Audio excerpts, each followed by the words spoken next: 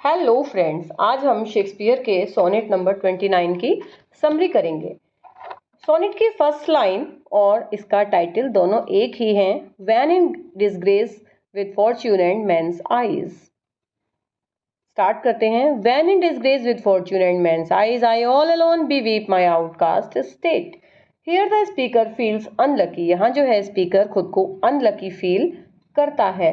With disgrace with his Fortune, उसका जो Fortune है उसको लेके वो खुद को अनलकी फील करता है। And looks down upon by society, और सोसाइटी से उसको ऐसा लगता है कि उसको सोसाइटी में वो खुद को नीचा महसूस करता है। He sees himself as an outcast and cries alone over his sad condition. यहाँ पे ये बताता है I all alone be weep outcast my outcast state। वो कहता है कि मैं खुद दुनिया में अकेला हूँ और वो अपनी सैड कंडीशन के लिए यहाँ पर बहुत दुखी है। And trouble deep heaven with my bootless cries and look upon myself and curse my fate. He prays to heaven, वो heaven से प्रे करता है कि उसकी जो कंडीशन है वो बहुत ही सैडफुल है, सैडनेस से भरी हुई है, वो बिल्कुल अकेला है। But heaven not answered, heaven जो है उसकी इस कंडीशन पर आंसर नहीं करता है, वो बहुत ही दुखी है। He reflects on his life and curse his fortune destiny. वो अपने लाइफ को, अपने फॉर्च्यून को बहुत ही and look upon myself and curse my fate. वो हेवन से कहता है कि मेरी तरफ देखो, मुझे समझो, और कर्स माई फेट, अपने फेट को वो है बहुत ही कोसता है, अपने भाग्य को बहुत ही कोसता है। Wishing me like to one more rich in hope, मुझे आशाओं, विशिंग मी लाइक, मुझे बहुत ही वो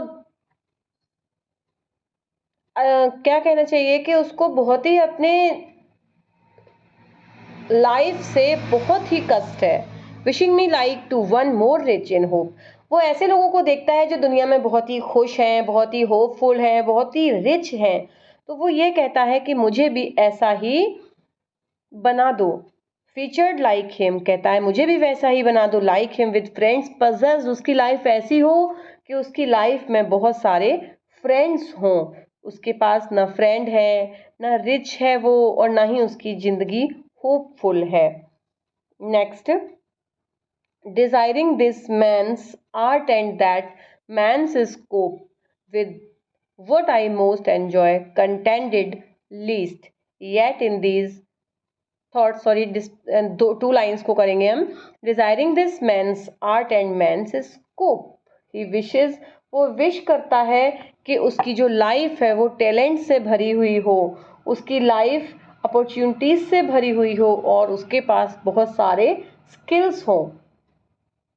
with what I most enjoy centred contented list, जिससे कि वह अपनी लाइफ को एक कंटेंट से भरी हुई और बहुत ही एंजॉय करे और सेटिस्फैक्शन उसकी लाइफ में आ जाए। Yet in these thoughts myself almost despising haply I think on thee and then my state. When he nearly despises himself for such envy, जब उसके मन में बहुत ही ज्यादा घृणा हो रही होती है खुद के लिए, सडनली, अचानक ही उसको पता, अपनी बिलविड का ख्याल आ जाता है। आई थिंक ऑन दी, उसको यहाँ पर अपनी बिलविड का ख्याल आ जाता है। एंड देन माई स्टेट, और उसका जो मूड है, उसका जो मेंटल स्टेट है, वो एकदम ही चेंज हो जाता है। Like to the lark at break of the day arising, जैसे लार्क चिड़िया होती है, वो जब सुबह होने वाली होती है तो एक साथ उसका जो फ्रेशनेस होती है उसके मन में, और जो फ्रेशनेस में वो जो सिंगिंग करती है from sullen earth, sings hymns at heaven's gate, heaven के गेट पे जो वो गाने गाती है, एक तरोताजा होकर गाना गाती है, बिल्कुल ऐसा ही उसका एकदम से माइंड हो गया है।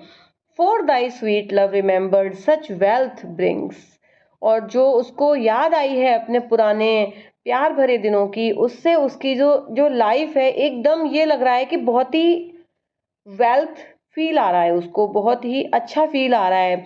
That then I is gone to change my state with kings, कि जैसे वो अपनी लाइफ को, जैसे किंग्स की स्टेट होती है बिल्कुल उसी की तरह उसकी लाइफ चेंज हो गई है। वो बहुत ही, पहले तो वो बहुत ही दुखी होता है अपने फेट को लेके, अपने अकेलेपन को लेकर इस सोनेट में, लेकिन फिर अचानक से उसको अपनी बिलविड की याद आते ही, उसकी जिंदगी के जो पुराने पन्ने जब वो बिलविड के साथ था सब याद करके वो एकदम बहुत ही खुश हो जाता है। ये है इस सोनेट की समरी। और इसके आगे हम और सोनेट भी करेंगे और सारे जो वर्क्स हैं सभी की समरी करते हुए और उनके एमसीक्यूज भी करते हुए चलेंगे। Okay, bye bye.